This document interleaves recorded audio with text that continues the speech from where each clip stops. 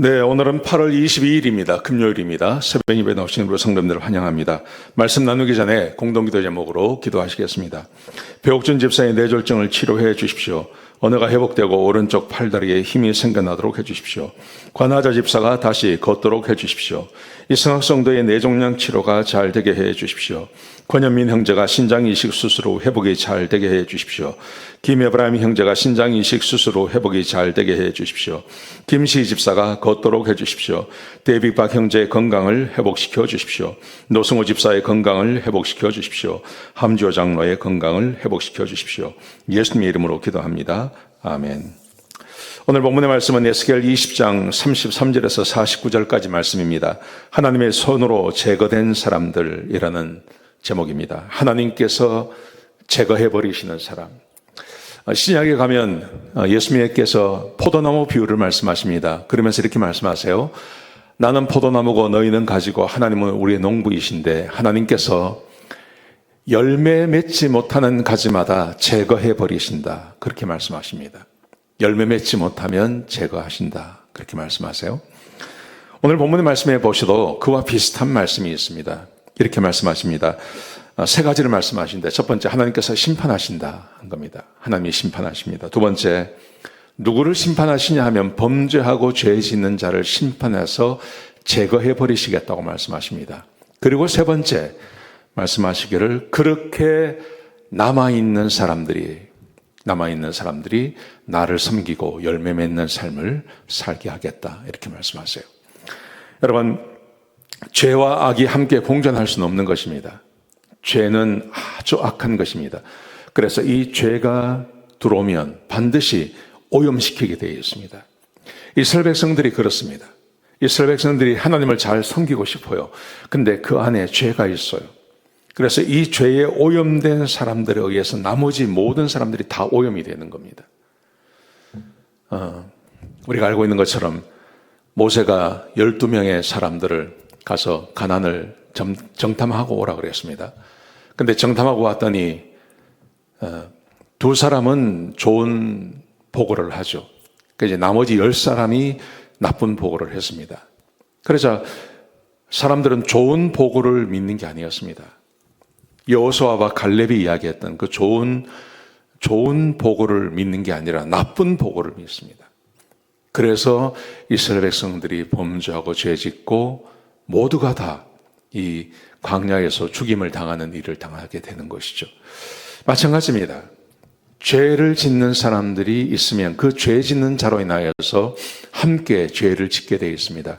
그래서 하나님께서 오늘 33절 36절에 보시면 하나님이 심판하시겠다고 말씀하세요. 내가 손을 뻗어 분노를 쏟을 것이다. 광야에서 너희 조상들을 심판한 것처럼 내가 그렇게 심판하겠다. 하나님의 심판을 말씀하십니다. 그런데 누구에게 심판하시냐 하면 37절 39절에 보시면 이렇게 말씀하세요. 너희 가운데 반역한 자 범죄하는 자를 내가 제거하겠다. 하나님께서 심판하시고 그 심판의 대상으로 삼는 사람들은 하나님의 말씀에 불순종하는 사람들이라고 말씀하세요. 그 사람들을 다 제거하겠다고 말씀하세요. 근데 제거하시는 이유가 뭐냐 하면 40절부터 44절까지 보시면 이렇게 말씀하십니다. 이에 이 이스라엘 족속들이 내 거룩한 산에 가서 나를 기쁘게 섬기게 될 것이다. 하나님께 범죄하고 죄짓고 하나님께 불평하고 산당을 짓고 거기서 우상을 숭배하는 사람들 다 제거하시겠다고 말씀하세요. 그리고 남아있는 자들 가운데 그 사람들이 이제 예루살렘으로 돌아가면 이스라엘로 돌아가면 그들이 나를 기쁨으로 섬기게 하겠다. 그렇게 말씀하시는 거예요. 여러분 하나님께서 직접 하나님의 손으로 제거하는 사람들이 있습니다. 그게 바로 하나님 말씀에 순종하지 않는 사람들입니다. 근데 하나님을 잘 섬기고 하나님 말씀대로 살아가고 하나님의 은혜 가운데 살아가는 사람들 하나님께서 그들을 내가 다시 그 사람들을 예루살렘으로 데려가서 그곳에서 나를 잘 섬기게 하겠다. 이렇게 말씀하십니다. 여러분, 내가 구원받은 하나님 백성입니다. 구원받은 하나님 백성이라면 우리는 하나님의 제거의 대상이 되지 말아야 됩니다. 하나님의 제거의 대상이 아니라 하나님의 축복의 대상, 하나님을 예배하는 그런 존재가 되어야 합니다. 그런데 만약 내가 구원받았다고 하면서도 하나님의 말씀에 순종하지 아니하고 하나님의 말씀이 아닌 하나님을 대적하는 일을 내가 한다면, 그러면 하나님의 손이 나를 제거해버리는, 하나님께서 직접 제거하는 제거의 대상이 될 수 있다는 것입니다. 여러분, 이것은 제가 말씀드리는 것이 아니라 성경이 말하고 있는 것입니다. 그래서 하나님께서 지금 이스라엘 백성들을 다 아수르에 의해서 10지파가 없어지게 만드시고, 그리고 나머지 이 두 개 지파조차도 바벨론으로 잡아오셨어요. 그리고 이 바벨론에서 순결하게 하신 다음에 그들을 다시 예루살렘으로 내가 데려가겠다고 말씀하고 계시는 것입니다. 하나님의 구원의 계획을 말하는 것입니다. 좀 더 엄밀히 말씀드리면 이것입니다. 구원받은 하나님 백성은 성령이 거하시기 때문에 절대 하나님 배반하지 않습니다. 구원이라는 것은 신약에 오셔서 구원이라는 것은 성령님을 부어주시는 거거든요. 진짜 거듭나고 성령이 함께하는 사람은 끝까지 하나님을 떠나지 않습니다. 하나님의 말씀대로 살아갑니다. 그게 구원의 증거인 것입니다.